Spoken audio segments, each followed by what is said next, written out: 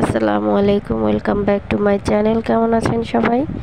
আশা করি ভালো আছেন। আলহামদুলিল্লাহ এখন মোটামুটি ভালো আছি। বেশি একটা সুস্থ না, বেশ কয়েকদিন যাবতই ভিডিও দিতে পারছি না। তো আজকে আমি গরুর মাংস রান্না করব, আলু দিয়ে ঝোল রান্না করব গরুর মাংসে। তো প্রথমে আমি সাদা তেল দিয়ে দিয়েছি, আর পেঁয়াজ কুচি দিয়ে দিয়েছি 1 কাপ। তারপর গোটা মশলাগুলো দিয়ে দিয়েছি, দিয়ে হালকা করে ভেজে নেব।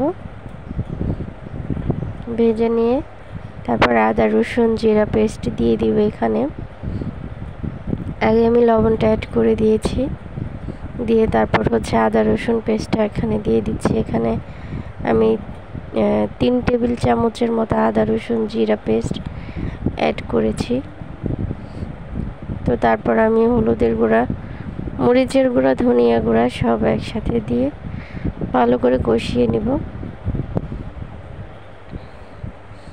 তো দেখতে পাচ্ছেন তেল ছেড়ে এসেছে। তো এই পর্যায়ে আমি সমস্ত মাংসগুলো আর আলু একসাথে দিয়ে দিচ্ছি। যেহেতু বেশ কয়েকদিন যাবতে আমি রান্না করতে পারছি না, সেহেতু আজকে ভাবছিলাম একটু ঝোল, কিছু খেতেও ইচ্ছে করছে না, তো একটু গরুর মাংস আলু দিয়ে ঝোল রান্না করছি। প্রায় 4 দিন পর আজকে রান্না করছি।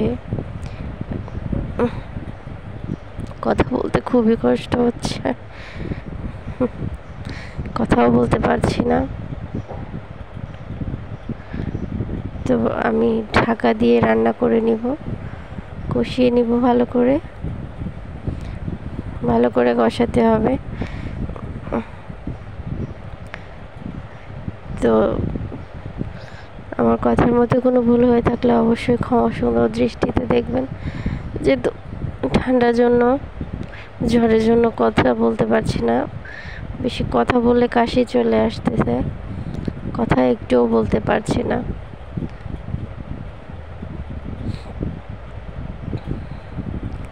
তো মাংসটা যতটা কষানো হবে ততই খেতে ভালো লাগবে। সবাই দোয়া করবেন আমার জন্য, যাতে তাড়াতাড়ি সুস্থ হয়ে যায় আর নিয়মিত ভিডিও দিতে পারি, আপনাদের সাথে ভিডিও শেয়ার করতে পারি। তো আমার কষানোটা প্রায় শেষ। এখন আমি ঝোলের পানিটাও দিয়ে দিয়েছি।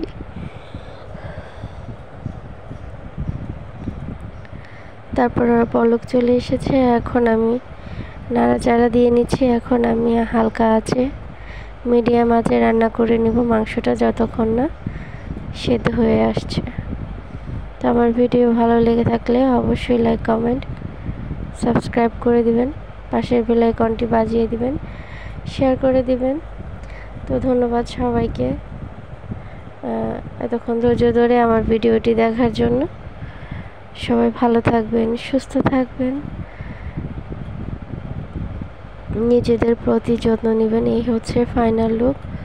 তো পরবর্তী ভিডিও দেখার আমন্ত্রণ জানিয়ে আজকের মতো এখানেই বিদায় নিচ্ছি। সবাই ভালো থাকবেন, সুস্থ থাকবেন। আসসালামু আলাইকুম।